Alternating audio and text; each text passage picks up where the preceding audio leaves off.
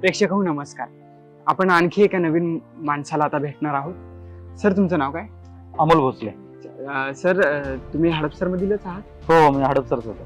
Sir किती वर्षापासून? आम्हाला 40 ते 50 वर्ष झाले. माझे पप्पा इथे आले होते. अच्छा. माझा जन्म इथेच हडपसर पुण्यातच झालेला आहे. हा. सर हडपसर मध्ये आता जे आमदार आहेत चेतनदादा तुपे, हा. त्यांना उत्कृष्ट संसदपटू हा पुरस्कार जाहीर झाला होता हा. आणि आताच म्हणजे 2024 साली तो मिळाला देखील. तर हो. याबद्दल तुमचं मत? आता मत म्हणलं तर खरं तर ज्यांनी हा पुरस्कार दिलाय ते योग्यच माणसाला पुरस्कार दिलाय, कारण ते डिझर्व करतात.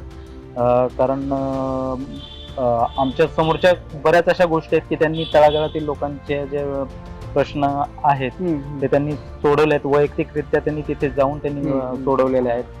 आणि सगळ्यात महत्त्वाचा माझ्या घरामधलाच प्रॉब्लेम तो दादांनी सोडवलेला आहे. तो म्हणजे कोरोना काळामध्ये माझे पप्पा कोरोनाग्रस्त होते, तेव्हा त्यावेळेची परिस्थिती खूप वाईट होती. भयंकर. व्हेंटिलेटर उपलब्धच होत नव्हते.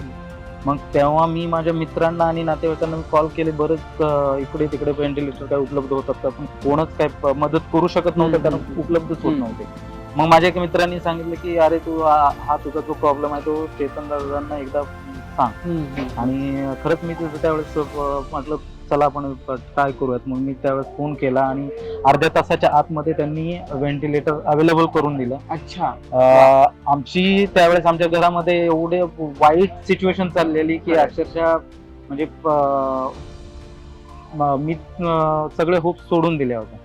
पण ते म्हणतात ना का देव धावून आला. हा, तसं ते झालेलं. आणि हे संसदपटू जो पुरस्कार त्यांना मिळालाय तर चेतन दादा खरंच डिझर्व करतात.